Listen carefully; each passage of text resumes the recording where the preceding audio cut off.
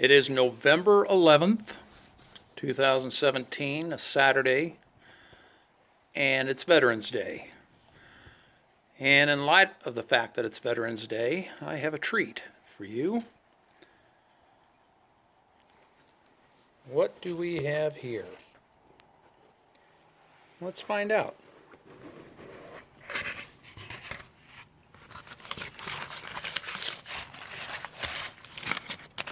It is a Remington-Rand model 1911 A1 semi-automatic self-loading pistol in caliber .45 automatic. It was made in October of 1944, and I don't think this gun saw any action in World War II because it's in too good a shape, but guns exactly like this, made during this era, did see action during World War II. We'll do a safety check, drop the magazine, open the action, look in there, make sure that it's clear, and the gun is clear. So I saw this gun at a gun show last weekend. And the fact that it came with the original box, it was in such good shape, I just had to have it. So as you all have seen, I have a 1911 handgun here made by Colt, made in 1918, that I restored it, and it quite possibly could have seen action in World War I. But this is a 1911 as opposed to this being a 1911 A1. And the differences are subtle, but there are differences. For example, you have a smooth mainspring housing or flat mainspring housing on the 1911. You have a curved mainspring housing on the 1911 A1. You have a short grip safety on the 1911. On the A1, you have a longer grip safety. You have a wide spur hammer on the 1911. You have a narrow spur hammer on the 1911 A1. You have what's called a long trigger on the 1911. In the A1, you have a short trigger. And the short trigger is also ridged or has texture on it, whereas on the older one, a smooth texture. You have, they call it a different name for all intents and purposes. They're plastic grips with a diamond pattern on the A1. You have wood with a diamond pattern on the 1911. There's other subtle differences. You have scalloping here on the A1. No scalloping here on the original 1911. Of course, one's made by Colt. This one's made by Remington-Rand. Colt also made 1911 A1s, and we're going to get into that in just a moment here. I've written up a few notes, some research that I did to tell you a little bit about this gun. The Remington name, as it relates to firearms, has been around since about 1816 and is one of the most famous gun manufacturers in the world. With the outbreak of World War I and our involvement in it, in April of 1917, Remington UMC, UMC stood for Union Metallic Cartridge Company, Remington UMC, as it was then known, along with many other gun companies, were called upon to supply our troops with arms. Increasing requirements of equipping our soldiers with handguns prompted the U.S. government to approach Remington, as well as Winchester, in late 1917 to build Browning's model 1911 self-loading pistol in .45 caliber automatic. Up to this point, the 1911 was built exclusively by Colt and Springfield Armory. The conditions of the contract to Remington stipulated that all parts between the four companies be interchangeable, and with Colt providing the blueprints. Unfortunately, Colt's blueprints contained discrepancies and did not include tolerances. The Colts were known to be top quality, but Colt was relying on their builders to make them work through their master skill at assembling these guns rather than on cold, hard, precise measurements. So Remington made their own blueprints based on samples provided by Colt. These drawings were so well received that they were used by other subcontractors providing parts. At the end of the war, and 22,000 Remington UMC handguns later, the government suspended the contract with Remington. In about 1927, some design changes were made to the Model 1911 self-loading pistol, and it became known as the Model 1911 A1. Those are things that we've just gone over a moment ago. But where did the World War II era Remington-Rand model 1911 A1 come from? Remington produced 1911s, but Remington did not produce 1911 A1s. It was the Remington-Rand company that produced the 1911 A1s. For that information, we need to back up a little bit. In 1873, the arms manufacturer, then known as E. Remington & Sons, added typewriters to their expanding line of products and even exhibited their typewriter at the Centennial Exposition in Philadelphia in 1876.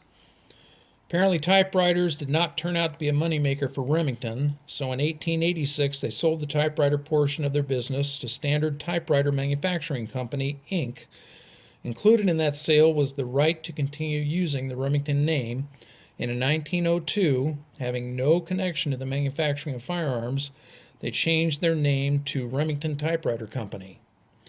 In 1927, the Remington Typewriter Company merged with Rand Cardex Bureau, and they became known as Remington-Rand.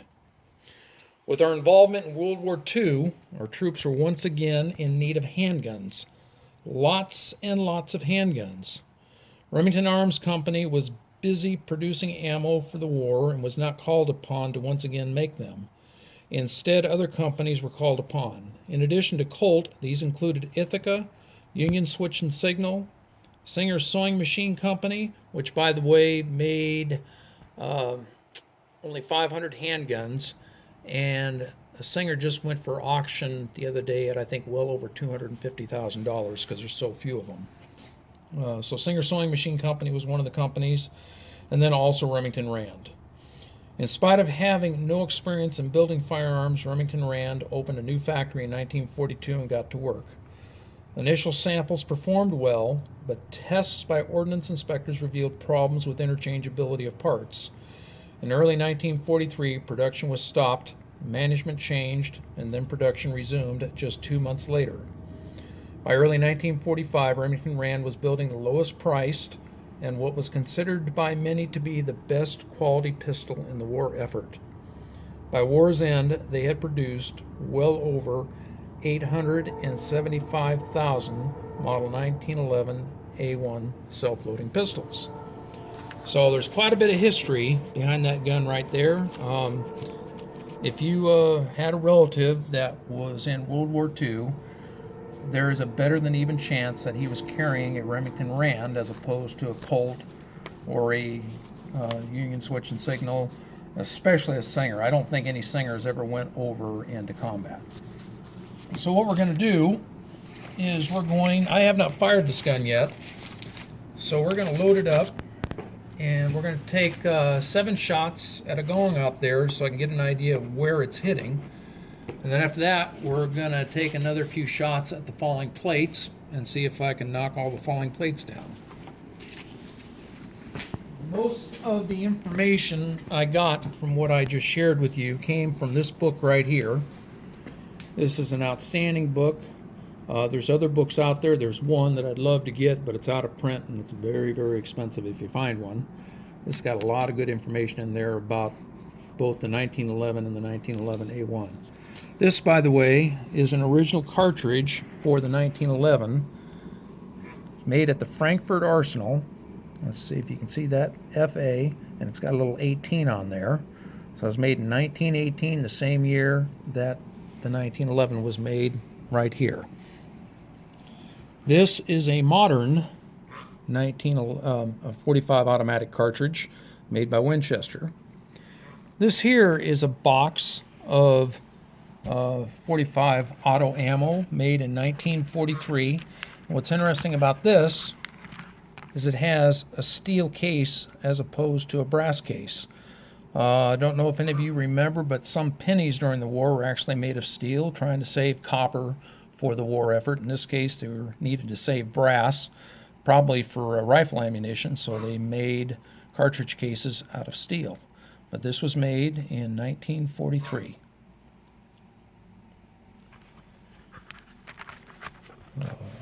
Put this away. We're going to pause it for a moment so I can move. We had to pause it for a moment so I could move our goose Henrietta out of the way. She was right in going to be in the line of fire. So we're going to pick up our Remington-Rand model 1911 A1 and we're going to try some shots. I'm going to try it without a glove because it has longer grip safety on here and a shorter hammer. Hopefully it won't give me hammer bite, but we'll see. I don't even know if this gun's going to function. I assume it's going to function. Put our safety on.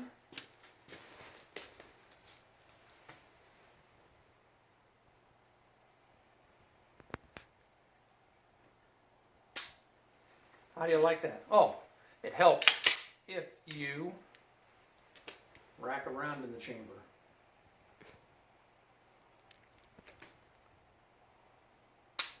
Uh-oh.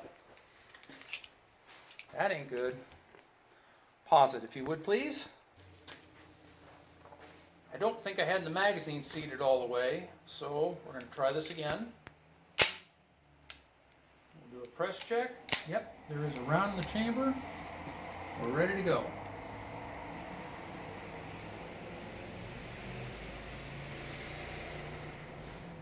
It's shot high.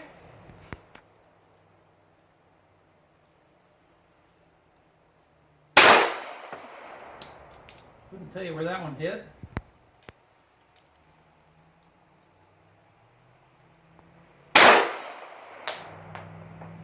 Hitting the plate. Name a little low. Let's see if I can tell better.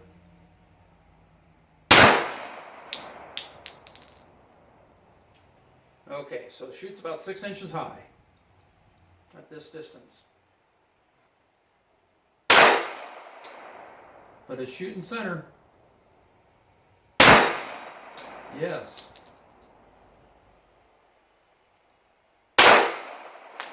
Yes, and we are out. Pause it for a moment, please.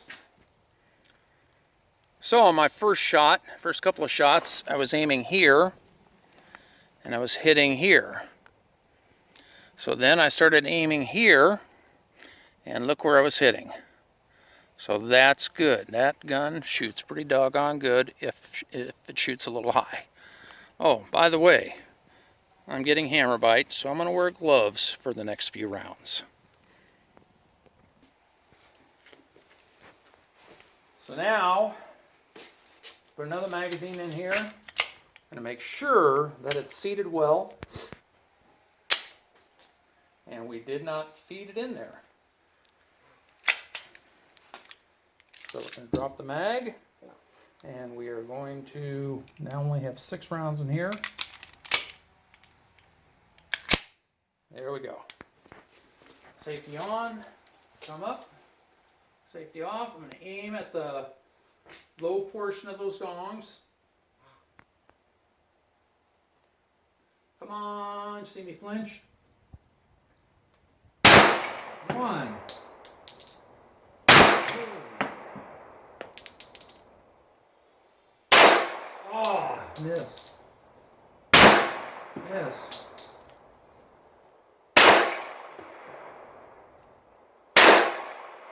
Well, 50%.